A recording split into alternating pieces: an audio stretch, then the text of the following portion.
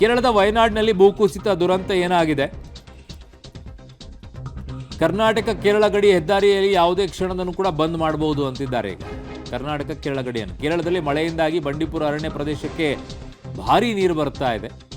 ಬಂಡೀಪುರ ಅರಣ್ಯ ವ್ಯಾಪ್ತಿಯ ಮುತ್ತಂಗ ಬಳಿ ಹೆದ್ದಾರಿಯಲ್ಲಿ ಈಗ ನೀರು ನಿಂತ್ಕೊಂಡಿದೆ. ಅಲ್ಲೊಂದು ಜಾಗ ಇದೆ, ಅದು ಮತ್ತಷ್ಟು ನೀರು ಹರಿದ್ರೆ ರಸ್ತೆ ಸಂಪರ್ಕವೇ ಕಡಿತ ಸಾಧ್ಯತೆ ಇದೆ ಅಂತಿದ್ದಾರೆ. ಹಾಗಾಗಿ ಮೊದಲೇ ಅದಕ್ಕೆ ಬ್ರೇಕ್ ಹಾಕ್ತಾ ಇದ್ದಾರೆ.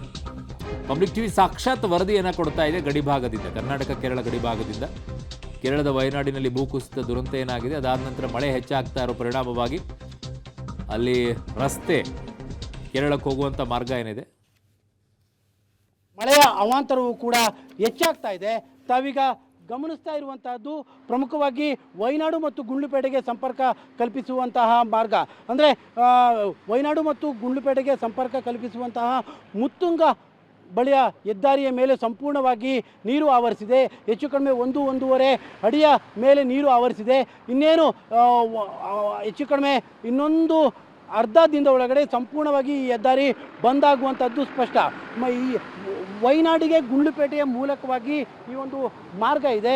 ಬಂಡೀಪುರದ ಅರಣ್ಯ ಪ್ರದೇಶದ ಒಳಭಾಗದ ಈ ಭಾಗದಲ್ಲಿ ಸಂಪೂರ್ಣವಾಗಿ ಏನು ರಾಷ್ಟ್ರೀಯ ಹೆದ್ದಾರಿಯ ಮೇಲೇ ನೀರು ಬಂದಿರುವಂಥದ್ದು. ಹೆಚ್ಚು ಕಡಿಮೆ 1-1.5 ಅಡಿ ನೀರು ಬಂದಿದೆ. ನೀವೀಗ ಗಮನಿಸ್ತಾ ಇದ್ದೀರಿ. ಇದರ ನಡುವೆಯೇ ವಾಹನಗಳ ಸಂಚಾರ ಈಗ ನಡೀತಾ ಇದೆ. ಇದು ಮುತ್ತುಂಗ ಬಳಿ ಇರುವಂತಹ ಹೆದ್ದಾರಿ. ಮತ್ತಷ್ಟು ಮಳೆ ಹೆಚ್ಚಾದರೆ ಸಂಪೂರ್ಣವಾಗಿ ಈ ರಸ್ತೆ ಬಂದಾಗುತ್ತೆ. ಅಲ್ಲಿಗೆ ಗುಂಡ್ಲುಪೇಟೆ ಭಾಗದಿಂದ ವಯನಾಡಿಗೆ ಸಂಪರ್ಕ ಕಲ್ಪಿಸುವಂತಹ ಮಾರ್ಗ ಸಂಪೂರ್ಣವಾಗಿ ಬಂದಾಗುವಂಥ ಸಾಧ್ಯತೆಗಳಿದ್ದಾವೆ. ತಾವೀಗ ಗಮನಿಸ್ತಾ ಇದ್ದೀರಿ, 1-1.5 ಅಡಿ ಮೇಲೆ ರಾಷ್ಟ್ರೀಯ ಹೆದ್ದಾರಿಯ ಮೇಲೆ ನೀರು ಬಂದಿದೆ. ಹೀಗಾಗಿ ಸದ್ಯಕ್ಕೆ ಭಾರಿ ಪ್ರಮಾಣದ ವಾಹನಗಳು ಮಾತ್ರ ಇದರ ಮೇಲೆ ಸಂಚಾರವನ್ನು ಮಾಡ್ತಾ ಇದ್ದಾವೆ. ಒಂದು ವೇಳೆ ಮಳೆ ಪ್ರಮಾಣ ಇನ್ನೂ ಕೂಡ ಹೆಚ್ಚಾದರೆ ನಿಶ್ಚಿತವಾಗಲೂ ಕೂಡ ಈ ಒಂದು ಸಂಪರ್ಕವೇ ಬಂದಾಗುತ್ತೆ. ನಾವೀಗ ನಿಂತಿರುವಂಥದ್ದು ಕೇರಳದ ಭಾಗದಲ್ಲಿ. ಗುಂಡ್ಲುಪೇಟೆ ಭಾಗದಿಂದ ಈ ಕಡೆ ಭಾಗಕ್ಕೆ ಅಂದರೆ ಕೇರಳದ ವಯನಾಡು ಭಾಗಕ್ಕೆ ಸಂಪರ್ಕ ಕಲ್ಪಿಸುವಂತಹ ರಸ್ತೆ ಇದು. ಪ್ರತಿ ನಿಮಿಷಕ್ಕೂ ಅತಿ ಹೆಚ್ಚಿನ ಸಂಖ್ಯೆಯ ವಾಹನಗಳು ಕೂಡ ಇಲ್ಲಿ ಬರ್ತವೆ. ಯಾಕಂದರೆ ಗುಂಡ್ಲುಪೇಟೆ ಭಾಗದಿಂದ ವಯನಾಡಿಗೆ ಹೋಗೋದಕ್ಕೆ ಇರುವಂಥ ಪ್ರಮುಖವಾದಂಥ ರಾಷ್ಟ್ರೀಯ ಹೆದ್ದಾರಿ ಇದೊಂದೇ. ನೀವೀಗ ದೂರದಲ್ಲೂ ಕೂಡ ಗಮನಿಸ್ತಾ ಇದ್ದೀರಿ ಎಷ್ಟರ ಮಟ್ಟಿಗೆ ಕಾರುಗಳು ಈಗಾಗಲೇ ಮುಕ್ಕಾಲು ಪ್ರಮಾಣದಷ್ಟು ಮುಳುಗಡೆ ಆಗ್ತಾ ಇದ್ದಾವೆ. ಹೆಚ್ಚು ಕಡಿಮೆ 1-1.5 ಅಡಿ ಮೇಲೆ ನೀರಿದೆ. ಸದ್ಯಕ್ಕೆ ಈ ವಾಹನಗಳನ್ನು ನಿಧಾನವಾಗಿ ಹೋಗಿ ಅನ್ನುವಂಥ ಸೂಚನೆಗಳನ್ನು ಕೂಡ ತಿಳಿಸ್ತಾ ಇದ್ದಾರೆ. ಆದರೂ ಕೂಡ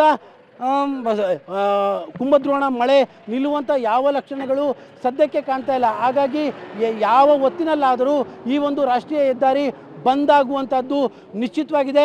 ಯಾಕಂದರೆ ಇನ್ನೂ 3-4 ದಿನ ಭಾರೀ ಪ್ರಮಾಣದಲ್ಲಿ ಕೇರಳ ಭಾಗದಲ್ಲಿ ಕುಂಭದ್ರೋಣ ಮಳೆ ಆಗುವಂಥ ಹಿನ್ನೆಲೆಯಲ್ಲಿ ಈ ಒಂದು ರಾಷ್ಟ್ರೀಯ ಹೆದ್ದಾರಿ ಬಂದಾಗುವಂಥದ್ದು ಸ್ಪಷ್ಟವಾಗಿದೆ. ಈಗ ಸದ್ಯಕ್ಕೆ 1-1.5 ಅಡಿ ಪ್ರಮಾಣದಲ್ಲಿ ನೀರಿದೆ. ನೀವೀಗ ಗಮನಿಸ್ತಾ ಇದ್ದೀರಿ, ತಾರ್ ಥರದ ವಾಹನಗಳು, ಜೀಪ್ ಥರದ ವಾಹನಗಳು ಅರ್ಧಕ್ಕೆ ಮುಳುಗಡೆ ಆಗಿರುವಂಥದ್ದು. ಹೆಚ್ಚು ಕಡಿಮೆ ನಾನೀಗ ಆರಂಭದಲ್ಲಿದ್ದೀನಿ, ನಾನು ನಿಮಗೆ ತೋರಿಸ್ತಾ ಹೋಗ್ತಾ ಇದ್ದೇನೆ. ಹೀಗೆ ಹೋಗ್ತಾ ನನ್ನ ಮಂಡಿಯ ತನಕ ನೀರು ಬರ್ತಾ ಇದೆ. ಅಷ್ಟರ ಮಟ್ಟಿಗೆ ಈ ಒಂದು ರಾಷ್ಟ್ರೀಯ ಹೆದ್ದಾರಿ ಮೇಲೆ ನೀರು ನಿಂತಿರುವಂಥದ್ದು. ಈ ಹೆದ್ದಾರಿ ಇರುವಂಥದ್ದು ಮುತ್ತುಂಗ ಬಳಿಯ, ಅಂದರೆ ಇದು ಬಂಡೀಪುರ ಫಾರೆಸ್ಟ್ನ ವ್ಯಾಪ್ತಿ. ಈ ಫಾರೆಸ್ಟ್ನ ವ್ಯಾಪ್ತಿಯಲ್ಲಿ ಈ ರೀತಿಯಾಗಿ ರಾಷ್ಟ್ರೀಯ ಹೆದ್ದಾರಿಯ ಮೇಲೆ ನೀರು ಹೋಗ್ತಾ ಇದೆ. ಇನ್ನೊಂದು ಅರ್ಧ ದಿನದ ಒಳಗಡೆ ಈ ಒಂದು ರಾಷ್ಟ್ರೀಯ ಹೆದ್ದಾರಿ ಬಂದಾಗುವಂಥದ್ದು ಸ್ಪಷ್ಟ. ಯಾಕೆಂದರೆ ಭಾರೀ ಪ್ರಮಾಣದಲ್ಲಿ ನೀರು ಹರಿದು ಬರ್ತಾ ಇದೆ. ಕುಂಭದ್ರೋಣ ಮಳೆ ಪರಿಣಾಮ ಭಾರೀ ಪ್ರಮಾಣದ ನೀರು ಬಂಡೀಪುರದ ಅರಣ್ಯ ಪ್ರದೇಶದ ವ್ಯಾಪ್ತಿಯ ಒಳಗಡೆ ಬರ್ತಾ ಇರುವಂತಹ ಹಿನ್ನೆಲೆಯಲ್ಲಿ ಈ ರೀತಿಯಾಗಿ ನೀವೀಗ ಗಮನಿಸ್ತಾ ಇದ್ದೀರಿ, ಒಂದು ವೆಹಿಕಲ್ ಎಷ್ಟರ ಮಟ್ಟಿಗೆ ಹೆಚ್ಚು ಕಡಿಮೆ ಅರ್ಧ ಮುಳುಗಡೆಯಾಗಿದೆ. ಈ ರೀತಿಯಾಗಿ ಸದ್ಯಕ್ಕೆ ವಾಹನ ಸಂಚಾರಕ್ಕೆ ದೊಡ್ಡ ಮಟ್ಟದ ಸಮಸ್ಯೆ ಆಗ್ತಾ ಇದೆ. ಬಹುತೇಕ ಇನ್ನೊಂದು ಅರ್ಧ ದಿನದ ಒಳಗಡೆ ಈ ಒಂದು ರಾಷ್ಟ್ರೀಯ ಹೆದ್ದಾರಿಯು ಕೂಡ ಸಂಪೂರ್ಣವಾಗಿ ಬಂದಾಗುತ್ತೆ. ಹಾಗಾಗಿನೇ ನಾನೀಗ ಮತ್ತೆ ಸ್ಪಷ್ಟವಾಗಿ ಹೇಳ್ತಾ ಇದ್ದೇನೆ, ಗುಂಡ್ಲುಪೇಟೆ ಭಾಗದಿಂದ ವಯನಾಡಿಗೆ ತೆರಳುವಂತಹ ರಾಷ್ಟ್ರೀಯ ಹೆದ್ದಾರಿ, ಬಂಡೀಪುರದ ಅರಣ್ಯ ಪ್ರದೇಶದ ವ್ಯಾಪ್ತಿಯ ಒಳಗಡಿನ ರಾಷ್ಟ್ರೀಯ ಹೆದ್ದಾರಿ ಮುಳುಗಡೆ ಆಗುವಂಥ ಎಲ್ಲ ಲಕ್ಷಣಗಳು ಕೂಡ ಈಗ ಕಾಣ್ತಾ ಇದೆ. ಕ್ಯಾಮ್ರಾ ಪರ್ಸನ್ ಕಾರ್ತಿಕ್ ಜೊತೆ KP Nagaraj, public TV, Wayanad. So ಇದು ಗ್ರೌಂಡ್ ರಿಪೋರ್ಟ್ ನನ್ನ ಸಹೋದ್ಯೋಗಿ KP ನಾಗರಾಜ್ ಕೊಡ್ತಾ ಇದ್ರು. ಕರ್ನಾಟಕ ಕೇರಳ ಗಡಿ ಭಾಗದಲ್ಲಿ ಆ ಪ್ರಮಾಣದಲ್ಲಿ ನೀರು ನಿಂತ್ಕೊಳ್ತಾ ಇದೆ. ಕಾರಣ ಇಷ್ಟೇ, ಈಗ ಯಾರಾದರೂ ಕೇರಳಕ್ಕೆ ಹೋಗಬೇಕು ಅನ್ನುವಂಥವ್ರು ಸ್ವಲ್ಪ ಹುಷಾರಾಗಿರಿ. ಆಮೇಲೆ ಹೋಗಿ ಅರ್ಧಕ್ಕೆ ವಾಪಸ್ ಬರುವಂತಹ ಕಷ್ಟ ಆಗ್ಬೋದು ನಿಮಗೆ. ಎಲ್ಲ ಭಾಗಗಳಲ್ಲೂ ಹಾಗೆ ಇರುತ್ತೆ ಅಂತಲ್ಲ, ಬಟ್ ಯಾಕೆ ತೊಂದರೆಗೆ ಸಿಕ್ಕಾಕೊಳ್ತೀರಾ ಅನ್ನುವಂಥದ್ದು ಆ, ನಮ್ಮ ಕಾಳಜಿ, ನಿಮ್ಮ ಬಗ್ಗೆ ಇರುವಂಥ ಕಾಳಜಿ.